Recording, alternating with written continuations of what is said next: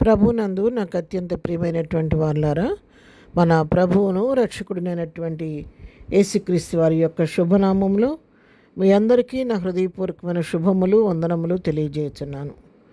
ఉదయకాల సమయంలో దేవుని వాక్యాన్ని ధ్యానం చేసుకుందాము. ఈరోజు వాక్య ధ్యానము కొరకు మనం తీసుకున్నటువంటి లేఖన భాగము ఆదికాండము 26వ అధ్యాయము 3వ వచనం చదువుకుందాం. ఈ దేశమందు పరవాసివై ఉండుము, నేను నీకు తోడయుండి నిన్ను ఆశీర్వదించెదను. ఆమేన్. దేవుని నామమునకు మహిమ కలుగును గాక. ఈ వాక్య భాగాన్ని మనం గమనించినట్లయితే దేవుడైన యెహోవా ఇస్సాకుతో చెప్తున్నటువంటి మాటలు. ఇక్కడ మొదటి నుంచి కొన్ని వచనాలు మనం చదువుకుంటే అర్థమవుతుంది. అబ్రహాము దినములలో వచ్చిన మొదటి కరువు గాక మరి ఒక కరువు ఆ దేశంలో వచ్చెను. అప్పుడు ఇస్సాకు గెరారులోనున్న ఫిలిష్తీయుల రాజైన అబీమెలెకు వద్దకు వెళ్ళాను. అక్కడ యెహోవా అతనికి ప్రత్యక్షమై, నువ్వు ఐగుప్తులోనికి వెళ్ళక నేను నీతో చెప్పు దేశమందు నివసించము, ఈ దేశమందు పరవాసివై ఉండుము, నేను నీకు తోడయుండి నిన్ను ఆశీర్వదించెదను. ఇక్కడ మరి అబ్రహాం దినములలో ఒక కరువు వచ్చినట్లుగా మనకు తెలుసు కదా. అబ్రహాం దినంలో వచ్చిన కరువు లాంటి కరువు అది మొదటి కరువు అయితే మరొకసారి రెండవసారి కరువు వచ్చింది. ఈ కరువు ఇస్సాకు కాలంలో ఈ కరువు వచ్చింది. ఇస్సాకు కాలంలో వచ్చినటువంటి ఆ కరువులో మరి అక్కడ పరిస్థితుల్లో ఆ కరువు తాళుకోవడం కోసమని ఈ ఇస్సాకు ఏం చేశాడంటే మరి తన గెరారులోనున్న ఫిలిష్తీయుల రాజు అబీమెలెకు వద్దకు వెళ్ళాడు.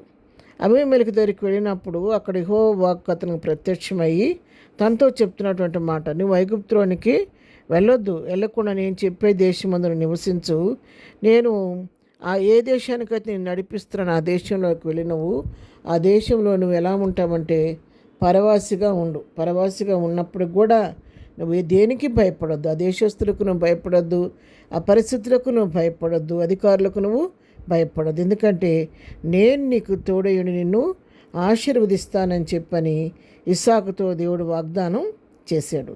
ఎందుకంటే అబ్రహాముని బట్టి అబ్రహాము కుమారుడైనటువంటి ఇస్సాకుకు ఆయన మేలు చేయుటకు ప్రభు ఇష్టపడుతూ ఉన్నాడు. ఎందుకంటే 5వ వచనం మనం చూస్తే, ఏలయనగా అబ్రహాము నా మాట విని నేను విధించిన దాన్ని, నా ఆజ్ఞలను, నా కట్టలను, నా నియమములను గైకొనని చెప్పాను. అబ్రహాం ఈ విధంగా నా దృష్టికి అన్ని విషయాల్లో యోగ్యుడిగా జీవించాడు కాబట్టి అతన్ని ఎంతగానో ఆశీర్వదించాను. అబ్రహాముని ఏ విధంగా నేను ఆశీర్వదించానో అతని సంతానమైనటువంటి ఇస్సాకు నిన్ను కూడా నేను ఆశీర్వదిస్తాను. అబ్రహాముకి ఏ విధంగా నేను తోడుగా ఉన్నానో నీకు కూడా నేను తోడుగా ఉంటాను. కాబట్టి నువ్వు దేనికి కూడా నువ్వు అక్కడ భయపడకుండా పరవాసిగా ఉన్నప్పుడు కూడా నన్ను పట్టి ధైర్యం తెచ్చుకొని ముందుకు సాగమని చెప్పని ఇస్సాకుతో మరి యెహోవాకు ప్రత్యక్షమై సెలవిస్తున్నట్టుగా మనం ఇక్కడ చూస్తూ ఉన్నాం. పిల్లారా, మనం ప్రభువు పైన ఆనుకొని జీవిస్తున్నప్పుడు ఇస్సాకు విషయంలో కాదు, నా విషయంలో కూడా దేవుడు మనకు తోడుగా ఉండి మనం ఎక్కడున్నప్పటికీ ఆయన మనల్ని కంటికి రెప్పలాగా కాపాడుతూ ఉంటాడు. ఎన్నడూ కూడా విడిచిపెట్టే దేవుడు కాదు. కొన్ని ఇశ్రాయేలుని కాపాడు కునుకొడు నిద్రపోడని దేవుని వాక్యం సెలవిచ్చినట్లుగా ఆయన కంటికి రెప్పలాగా మనల్ని కాపాడుతూ వెన్నుతట్టి ధైర్యం చెప్పి నడిపించే దేవుడే. కానీ మరి ఒక దగ్గర ఉంటే తోడుకుంటాను, మరో దగ్గరికి వెళ్తే నేను తోడుగా ఉండని మనం వదిలేసే దేవుడు ఎంత మాత్రం కూడా కాదు.